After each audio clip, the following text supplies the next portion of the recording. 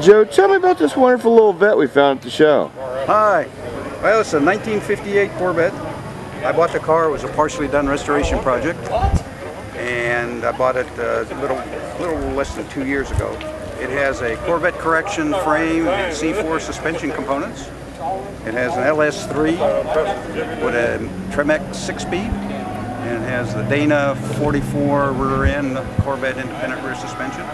The color of the car is Signet Red, which is a 1 year only 58 color, and has the Stay Fast cloth top. Black. Sounds like you restored this kind of with something in mind when you got started.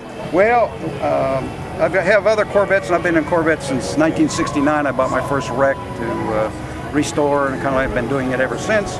Right. And the Corvette correction, Billy Dawson, I've known him for years, and I told myself, hey, if I ever have the opportunity to get the right car come along, I'm going to turn it into a resto mod. And so I bought this car actually in Austin, Texas.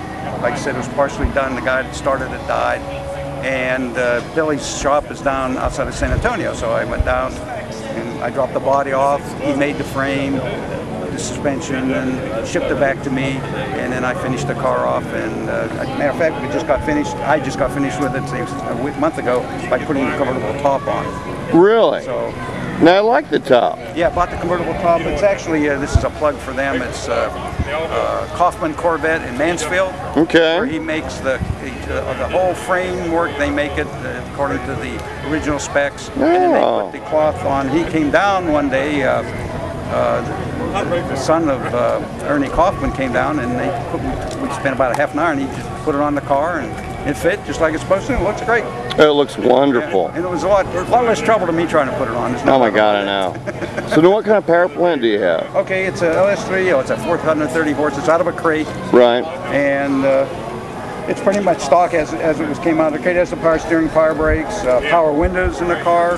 It has vintage air and cooling, and air and heat, and it's those things are real pain in the neck to put in. The power oh my God, I know. Especially as tight as it is, yeah.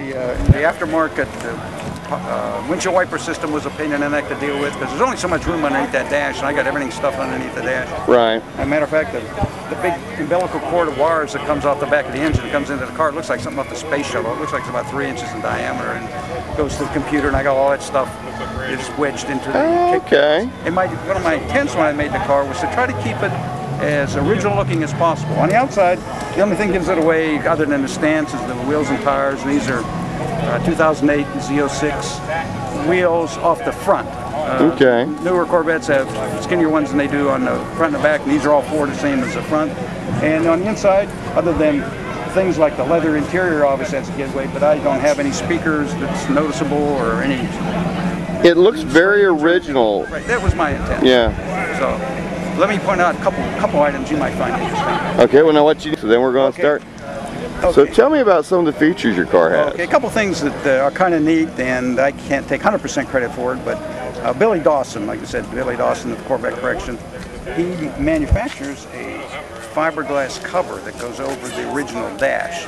Now the original dash in these cars is a foam rubber covered with vinyl that glues on. It has a certain dimension. Right. If you want to put leather, you can't just, you can't glue leather over vinyl and make it look very good. No. So Billy, over the years, because he's done a lot of these, he determined that if I could make a fiberglass cover that mimics the same dimensions as if you had the cover, the padded cover, right, then we can cover that with leather. So the dash itself is hard, but you can see it's covered by leather and looks great. Right. And I didn't bother cutting a hole in the dash for the speaker. Exactly. I didn't want that. And if you notice, I even have my rearview mirror mounted up on the windshield because it's another thing I didn't want to put on a nice dash. Yeah, you got a perfect dash. You want to keep it that way. And another feature that's kind of neat when you see in the back end, most of the guys when they build these resto mods, they'll put an exhaust system that'll exit out the back of the car, underneath the car, all four pipes together, kind of like you see on a modern, newish Corvette. Right. Well, I didn't like that look because I figured, hey, that kind of destroys the whole look. So what's been done here is the original bumpers, and back in '58 they had a little, like an inch and a half tailpipe that stuck out through that. Yeah, just a little pipe. Right. Yeah. So what it is now, the whole bumper itself is a tailpipe extension. You got the hole, but behind the hole, a funnel's been welded in there. Really? That mates up with the exhaust system. And there's about a foot of burn-proof hose that connects exhaust system with essentially now the bumper. So the exhaust comes out through that oval hole.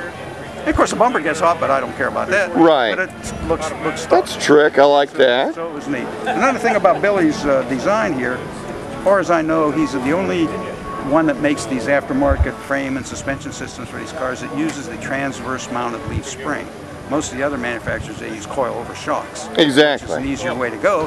Right. But Billy said, I can never get that to work like I wanted, so he took advantage of all the millions that GM spent on the engineering to put that fiberglass spring underneath the car. Oh, man. So it makes it nice. And essentially, I have a car that runs and drives more or less like a new car, but has the look of an old car, and that was the whole point. That's fabulous. I bet you enjoy it, don't you? Oh, it's great. Yeah, I got going on 700 miles, and well, that's still the honeymoon, 700 miles. That's right. Hitting 2 cruisins today, so you know. All right. So now how have you had it finished? Well, I got it last August. I got it to the point that I could drive it to the local cruise. I got you. Didn't have the air, didn't have the top, right? And stuff. I got it running where I could drive it to. I live in Beaver Creek, and so I went down to Latinos just to show it off.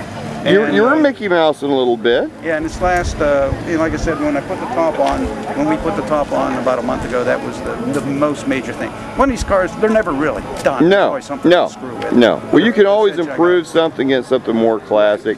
Right. So essentially, that's where I got it, and people like it, and I like it, and that's the important. And you coming in from Beaver Creek. Yes.